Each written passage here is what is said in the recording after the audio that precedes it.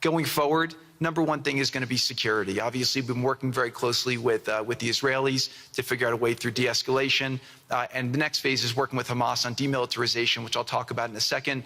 But without security, nobody's going to make investments. Nobody's going to come, build there. We need investments in order to start giving jobs. We want to take these people. 85% of the aid of Gaza, 85% of the GDP of Gaza has been aid for a long time. That's not sustainable. It doesn't give these people dignity. It doesn't give them hope.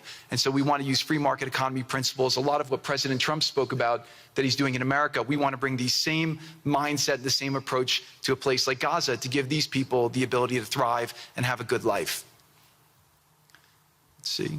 So on the aid, I mentioned the UN. So now people are talking about famine. 100% of the food needs are met, and that's been overabundance. The cost of goods have gone down tremendously. Over 55,000 trucks have gone in, and over 1.4 million pallets. And it's been the largest humanitarian effort done into a war zone that anyone's been able to tell us about. This really has been a great joint effort that everyone's been able to do, and so it's a great thing.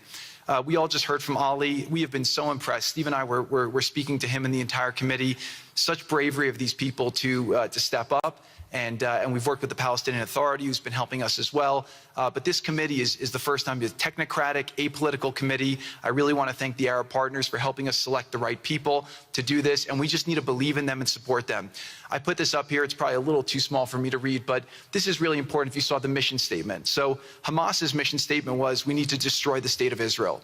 That has not worked well for the people, as we've seen. Their mission statement is, we are committed to establishing security, restoring the essential services that form the bedrock of human dignity, such electricity, water, healthcare, and education, as well as cultivating a society rooted in peace, democracy, and justice, operating with the highest standards of integrity, transparency. So these are the basic things. Their goal is to have peace and to help their people, which is an obvious mission statement for a government, but actually fairly novel for Gaza. So we did a master plan. We brought in, I think, Yakir Gabay, who's one of the most successful real estate developers and brilliant people I know. He's volunteered to do this, not for profit, really because of his heart. He wants to do this. And we've developed ways to redevelop Gaza. Gaza, as President Trump's been saying, has amazing potential, and this is for the people of Gaza. We've developed it into zones. In the beginning, we were toying with the idea of saying, let's build a free zone, and then we have a Hamas zone. And then we said, you know what, let's just plan for catastrophic success. Hamas signed a deal to demilitarize. That is what we are going to enforce. People ask us what our plan B is. We do not have a plan B. We have a plan. We signed an agreement. We are all committed to making that agreement work. There's a master plan. We'll be doing it in phasing. In the Middle East, they build cities like this in 2-3 million people. They build this in 3 years. And so stuff like this is very doable if we make it happen. Rafa will start with. This will show a lot of workforce housing. We think this could be done in 2-3 years. We've already started removing the rubble and doing some of the demolition. And then New Gaza. It could be a hope. It could be a destination, have a lot of industry, and really be a place that the people there can thrive, have great employment. Once this starts going, we think there should be 100% full employment and opportunity for everybody there. And we have a lot of data on what can be, but we think that this really gives the Gazan people an opportunity to live their aspirations. But it all starts with security, and it all starts with governance. Final note I'll just say on the Board of Peace, which is that all the lessons we're doing is we're basically studying the best practices from all over the world, and we're watching who does education the best, who does healthcare delivery the best.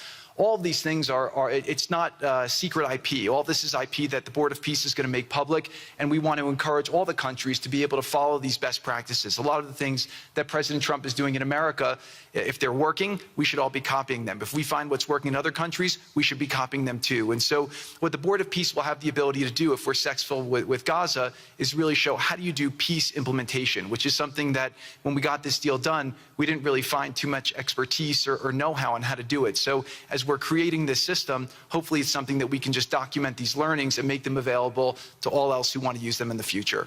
So demilitarization, this is something we're starting now that we have a new government in Gaza. This government will be working with Hamas on the demilitarization to really take the principles that were agreed to in the document to the next phase, and hopefully that will be successful. Without that, we can't rebuild. So if Hamas does not demilitarize, that will be what holds back Gaza and the people of Gaza from achieving their aspiration, and that's very important. So the next 100 days, we're going to continue to just be heads down and focused on making sure this is implemented. We continue to be focused on humanitarian aid, humanitarian shelter, but then creating the conditions to move forward.